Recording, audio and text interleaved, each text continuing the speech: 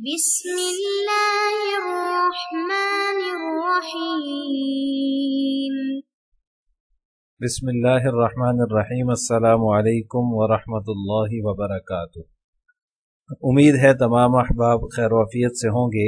آج جلالین ثانی پارہ نمبر 26 کا سبق نمبر 7 ہے، اور اس سبق کے اندر ہم سورۃ الاحقاف کی آیت نمبر 19 اور 20 کی تفسیر اور تشریح پڑھیں گے۔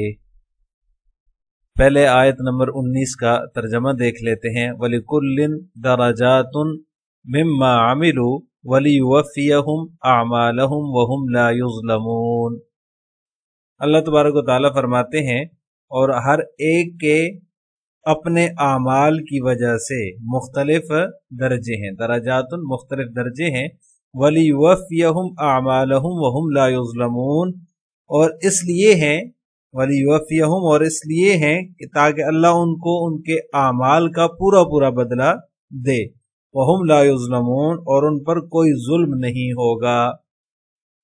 عزیز طلبہ، اس سے پہلی آیات کے اندر جن دو گروہوں کا بیان ہوا تھا، اللہ تبارک و تعالی فرماتے ہیں کہ ان میں سے ہر ایک کے اعمال کے درجات ہیں، مختلف درجات ہیں۔ اعمال کے تفاوت کی وجہ سے ان کے درجات بھی مختلف ہیں۔ اہل جنت کے اعمال کے تفاوت کی وجہ سے ان کے درجات مختلف ہوں گے، اسی طرح اہل جہنم جو ہیں ان کے اعمال کے تفاوت کی وجہ سے ان کے بھی مختلف درجے ہوں گے۔ اللہ تبارک و تعالی نے یہ درجہ بندی جو فرمائی ہے، یہ حکمت اور مصلحت کے تحت فرمائی ہے، تاکہ وَلِيُوَفِّيَهُمْ أَعْمَالَهُمْ، ان کے اعمال کا جو بدلہ ہے وہ ان کو پورا پورا دیا جائے۔ اللہ تبارک و تعالی ہر عمل کا پورا پورا بدلہ عطا فرمائیں گے، اور ان پر کسی قسم کا کوئی ظلم نہیں ہوگا۔ وَهُمْ لَا يُظْلَمُونَ، یعنی کہ نہ کسی کی نیکی کا ثواب کم کیا جائے گا، اور نہ ہی کسی کے جرم کی وجہ سے جو عذاب ہے اس پر اس میں زیادتی کی جائے گی۔ تو لہٰذا یہ جو آیت ہے یہ دونوں فریقوں سے متعلق ہے، یعنی جو اہل جنت کا فریق ہے اور اسی طرح جو اہل جہنم کا فریق ہے، دونوں کے متعلق ہے کہ ان کے اعمال کا پورا پورا بدلہ دیا جائے گا۔ اعمال خیر اور افعال شر جو ہیں، یا اعمال شر جو ہیں، ان کے مطابق ان کی جو سزا اور جزا بنتی ہے، ان کے درجات ہوں گے اس حساب سے، جنت میں بھی اور جہنم میں بھی۔ جنت کی منازل جو ہیں وہ اعمال حسنہ کی کمی بیشی کی وجہ سے جو ہے وہ کسی کا اونچا درجہ ہوگا تو کسی کا کم ہوگا۔ اسی طرح جو عذاب کے درجات ہیں وہ بھی جو ہے کسی کے کم ہوں گے گناہوں کے حساب سے، اور کسی کے زیادہ ہوں گے۔ یہ جو تفاوت ہے درجات کا، یہ عین انصاف ہے، اللہ تبارک و تعالیٰ کی طرف سے عدل ہے اور انصاف ہے کہ ہر ایک کو اس کے عمل کا پورا پورا بدلہ، وَلِيُوَفِّيَهُمْ أَعْمَالَهُمْ، پورا پورا بدلہ اور پوری پوری سزا یا جزا دی جائے، اور کسی پر کوئی زیادتی نہ ہو، کسی کی نیکی کا ثواب کم نہ کیا جائے، اور کسی کے عذاب میں، کسی کی سزا میں زیادتی نہ کی جائے، کسی کی حق تلفی نہ ہو۔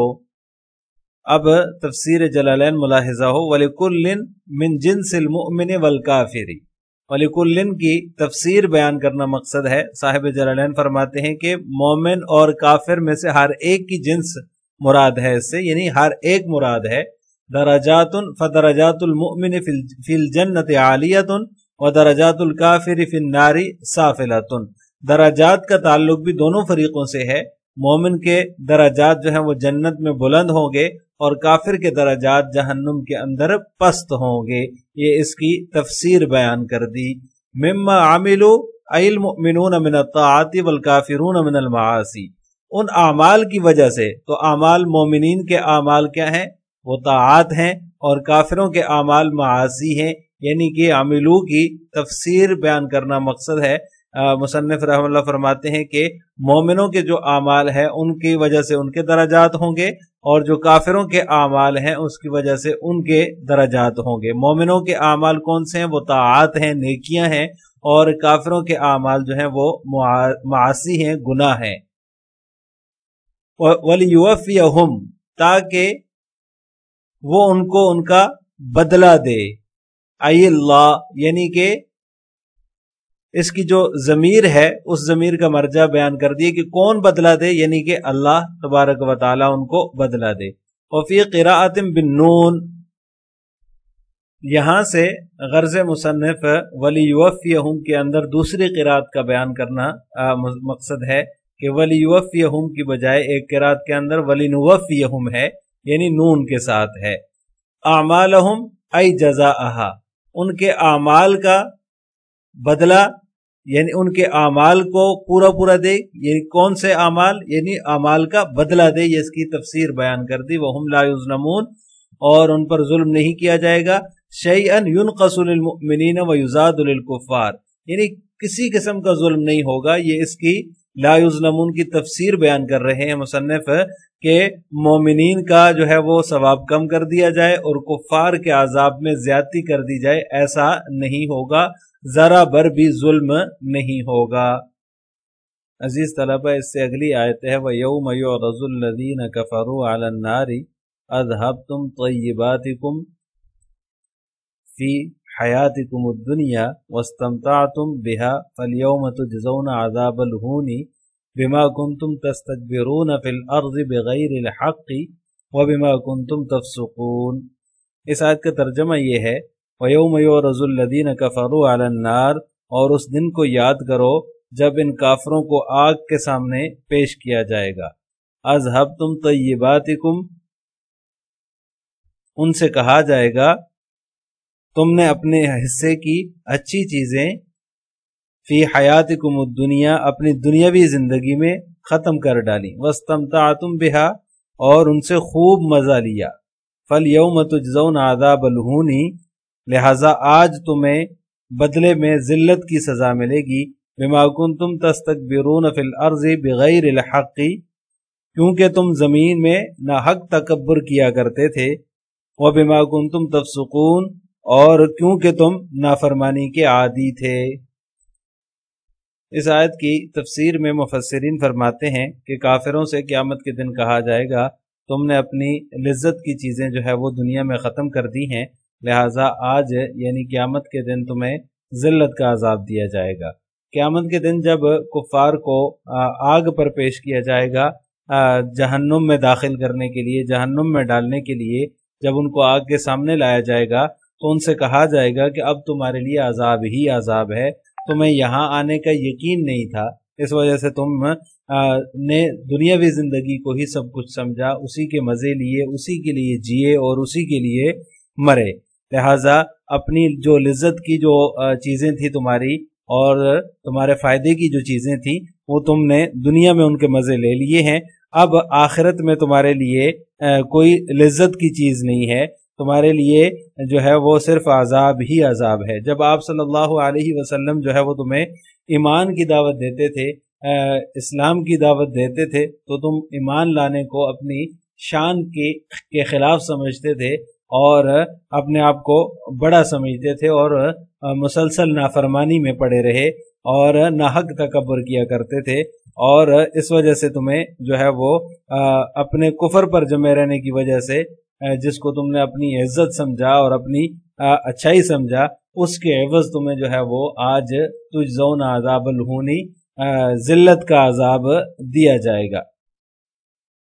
یہاں مفسرین یہ بیان فرماتے ہیں کہ کفار نے جو نیک اعمال کیے دنیا میں، کسی کی مدد کر دی، کوئی چیریٹی کا کام کر دیا، کوئی اچھا کام کر دیا، کسی کی بھلائی کے لیے کام کر دیا، تو اس کا بدلہ اس کو دنیا میں ہی دے دیا جاتا ہے، کسی بھی عیش و آرام کی صورت میں، کسی بھی جو ہے وہ اچھائی کی صورت میں، مال و دولت کی صورت میں، حکومت کی صورت میں، ان کو ان کے نیک اعمال کا بدلہ کفار کو دنیا میں مل جاتا ہے۔ آخرت میں ان کا کوئی حصہ نہیں ہے، آخرت میں ان کو ان کے ایمان سے اعراض کرنے کی وجہ سے اور بدعمالیوں کے بدلے میں جہنم میں ڈالا جائے گا اور ان کے لیے جو ہے وہ ذلت کا عذاب ہوگا۔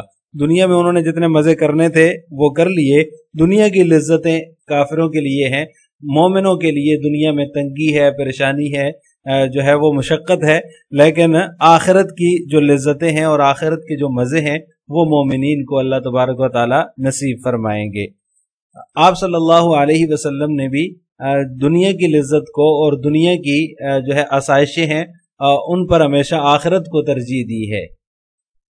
اسی وجہ سے آپ صلی اللہ علیہ وسلم اور اس طرح صحابہ کرام رضوان اللہ تعالی علیہم اجمعین اور اللہ تعالیٰ کے جتنے بھی نیک بندے گزرے ہیں، انہوں نے ہمیشہ دنیاوی لذتوں کو جو ہے وہ چھوڑا اور ان پر جو ہے وہ آخرت کی لذتوں کو، اخروی لذتوں کو یا اخروی جو ہے وہ آسائشوں کو ترجیح دی۔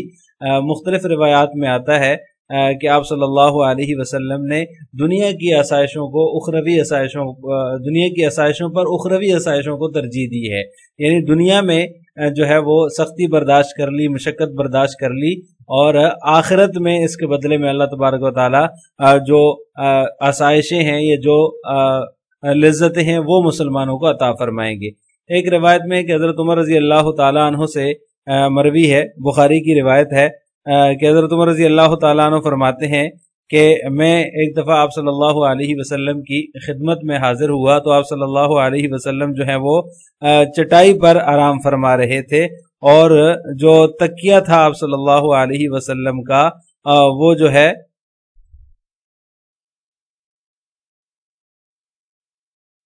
چمڑے کا تھا جس میں چھال بری ہوئی تھی۔ تو میں نے عرض کیا، اے اللہ کے رسول، یہ جو کفار ہیں ان کو اللہ تبارک و تعالیٰ نے مالی وسعت دے رکھی ہے، دنیا کی آسائشیں اور نعمتیں دے رکھی ہیں، آپ بھی اللہ سے دعا فرمائیے اللہ تعالیٰ آپ کی امت پر جو ہے وہ آسائشیں نازل فرمائے، آسانیاں پیدا فرمائے، وسعتیں عطا فرمائے۔ حالانکہ جو روم اور فارس کے کفار ہیں وہ عبادت بھی نہیں کرتے اللہ تبارک و تعالیٰ کی، اس کے باوجود ان کو اللہ تبارک و تعالیٰ نے جو ہے وہ مالی وسعت دے رکھی ہے۔ تو آپ صلی اللہ علیہ وسلم نے یہ سن کر ارشاد فرمایا کہ اے عمر، کیا تم اب تک اسی میں پڑے ہوئے ہو؟ یہ وہ لوگ ہیں جن کے مزے کی چیزیں دنیا میں ہی ان کو اللہ تبارک و تعالیٰ نے دے دی ہیں، اور پھر فرمایا کہ کیا تم اس پر راضی نہیں کہ دنیا ان کو مل جائے اور آخرت ہمیں مل جائے؟ یعنی کہ دنیا کی لذتیں جو ہیں یا دنیا کی آسائشیں جو ہیں وہ کفار کے لیے ہیں، ہمارے لیے تو اللہ تبارک و تعالیٰ نے آخرت میں جنت تیار کر رکھی ہے، جنت کی نعمتیں تیار کر رکھی ہیں۔ اور اسی طرح ایک مشکات کی روایت ہے، حضرت عمر رضی اللہ تعالیٰ عنہ سے ہی مروی ہے، وہ فرماتے ہیں کہ ایک دن حضرت عمر رضی اللہ تعالیٰ عنہ جو ہے وہ انہوں نے پانی جو ہے وہ پینے کے لیے کچھ طلب کیا، تو ان کے سامنے پانی پیش کیا گیا جس میں شہد ملا ہوا تھا۔ تو اس پر حضرت عمر رضی اللہ تعالیٰ عنہ نے فرمایا کہ یہ تو عمدہ چیز ہے لیکن میں اس کو پیوں گا نہیں، کیونکہ اللہ تبارک و تعالیٰ نے خواہشیں پوری کرنے والی قوم کی خواہشوں کا برا انجام بتا دیا ہے۔ اذهبتم طیباتکم فی حیاتکم الدنیا، اس روایت کے اندر اس آیت کے اندر واستمتعتم بہا، اور تم نے ان سے خوب مزہ لے لیا، تو لہٰذا یہ خواہشیں پوری کرنے والی جو قوم ہے اس کا برا انجام ہے اس کے اندر، تو لہٰذا میں جو لذت کی چیزیں ہیں وہ استعمال نہیں کروں گا، ان سے میں ڈرتا ہوں ان کے استعمال سے۔ ایسا نہ ہو کہ دنیا میں ہی وہ ہمیں دے دی جائیں اور آخرت میں ہمیں جو ہے وہ سختی برداشت کرنی پڑے، اور اس شہد کے جو پانی کے اندر شہد ملا ہوا تھا اس کو حضرت عمر رضی اللہ تعالی نے استعمال نہیں کیا، اس کو نہیں پیا۔ اسی طرح ایک اور روایت ہے اس کے علاوہ جو حضرت جابر بن عبداللہ رضی اللہ تعالیٰ عنہ سے مروی ہے، وہ فرماتے ہیں کہ ایک دن حضرت عمر رضی اللہ تعالیٰ عنہ نے میرے ہاتھ میں گوشت دیکھا تو فرمایا کہ جابر یہ کیا ہے؟ تو میں نے عرض کیا گوشت ہے، کھانے کی خواہش ہو رہی تھی تو میں نے گوشت لے لیا، میں نے گوشت خرید لیا۔ تو حضرت عمر رضی اللہ تعالیٰ عنہ نے فرمایا کہ ہر وہ چیز خرید لو گے جس کے لیے جی چاہے گا، کیا تم اس آیت سے نہیں ڈرتے؟ اذهبتم طیباتکم فی حیاتکم الدنیا۔ تو اتنا جو ہے وہ صحابہ کرام اور اسی طرح آپ صلی اللہ علیہ وسلم اور اللہ تعالیٰ کے جو نیک بندے ہیں وہ دنیاوی لذتوں سے اپنے آپ کو بچاتے تھے، ان سے بچنے کی کوشش کرتے تھے، اور ہمیشہ انہوں نے دنیاوی لذتوں پر اخروی لذتوں کو، اخروی آسائشوں کو ترجیح دی ہے۔ لہٰذا کفار کو ان کے جو نیک اعمال ہیں، جو دنیا میں وہ نیک اعمال کرتے ہیں یا اچھے اعمال کرتے ہیں، ان کا بدلہ ان کو دنیا میں ہی دے دیا جاتا ہے، ان کے لیے آخرت نہیں ہے، کیونکہ ان کے جو نیک اعمال ہیں وہ ایمان کی روح سے خالی ہوتے ہیں.